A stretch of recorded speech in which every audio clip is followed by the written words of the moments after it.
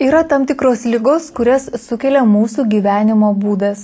Tai pavyzdžiui vadinamos kabinetinės ligos. Nugaros skausmai, regėjimo sutrikimai, kurie atsiranda žmonėms, kurie ilgai dirba prie kompiuterio.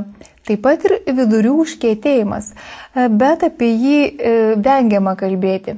O visai be reikalo, vidurių užkietėjimas, ypatingai vyresnėme amžiuje, gali byloti ir apie onkologinės ligas. Blogiausia tai, kad mes nemokame gydyti vidurių užkietėjimų. Žmonės griebiasi vaistų, tačiau nežino, kad jie gali sukelti priklausomybę. Taigi dabar paklausykime naudingų patarimų. Vidurių užkietėjimas tai sukelia įvairius simptomus. Ne vien tik tai sunkus pasituštinimas, bet neretai tiems ligonėms pučia pilvą, jie netoleruoja kai kurių maisto produktų. Kietos išmatos sukelia tam tikrų komplikacijų, pavyzdžiui, išangės įplėšas ir sunkina hemorojaus eigą. Todėl ne tiek pats užkietėjimas, kiek su jo susijusios komplikacijos ar jį lydinčios lygos labai pablogina paciento gyvenimo būdą. Pirmiausiai, kad normaliai tuštintumėmės, turi būti normalus ląstelienos kiekis maiste. Tai yra daržovės, vaisiai ir geriausiai, kai žmogus tą ląstelieną gauna su maisto produktais. Ląsteliena yra nevirškinama virškinimo trakte, ji sutraukia vandenį, didėja išmatų tūris, išmatos darosi skystesnės ir dėl to lengviau pasituštinti ir mažesni spazminio pobūdžio skausmai būna tiems ligonėms. Ir pas mus mes turim didžiulę bėdą, kad vaistinėse yra bereceptiniai preparatai, kurių pagrinde yra senos lapai.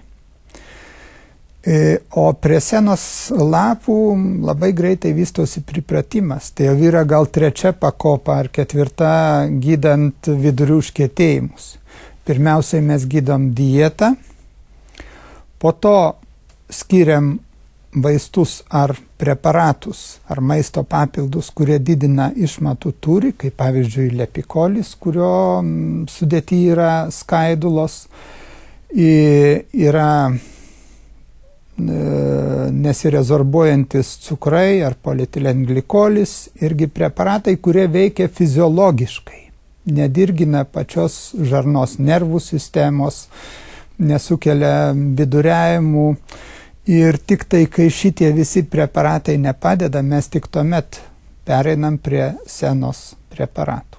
Pirmiausiai, žmogus turi normaliai maitintis, tai yra daržovės ir vaisiai kasdieniniam racione.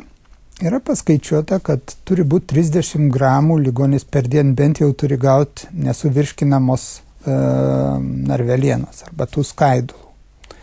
Tai yra visos salotos, vaisiai, kitos daržovės. Jeigu šito nepakanka, tų skaidulų kiekis yra didinamas dirbtinai. Dažniausiai skiriami preparatai tai yra kvietinės sėlenos, tai yra kviečio tas apvalkalėlis, kuris būtent yra sudarytas iš celiuliozės, pektino ir kitų nevirškinamų produktų, kurie ir sulaiko tą vandenį žarnyne. Panašiai veikia ir lepikolis, pavyzdžiui, tai yra gysločio sėklų tie apvalkalėliai, kurie vėlgi nesuvirškinami, jie keliauja per virškinamo traktą, sulaiko vandenį ir taip lengviau pasituština žmogus. Lepikolio sudėty dar yra ir gerųjų bakterijų, bifidobakterijų, kurios teigiamai veikia žarnyno funkciją. Šitoks gydymas yra ne tik pačio vidurių užkietėjimo gydymas, bet kartu ir storosios žarnos vėžio profilaktika. Nes prie ląstelienos adsorbuojamos ir įvairios toksinės medžiagos, tulžies rūgštys, kurios yra jau panaudotos virškinimo trakte. Ir tai užkerta kelią storosios žarnos vėžio atsiradimui. Lepikol gali būti vartojamas esant viduriavimui, vidurių užkietėjimui, sutrikus virškinimui ar geriant antibiotikus. Lepikol naujienos. Lepikol 5+ sudėtis papildyta didesnė įvairovė probiotinių bakterijų. Vietoje anksčiau buvusių 2 probiotinių kultūrų rūšių čia rasite net 5.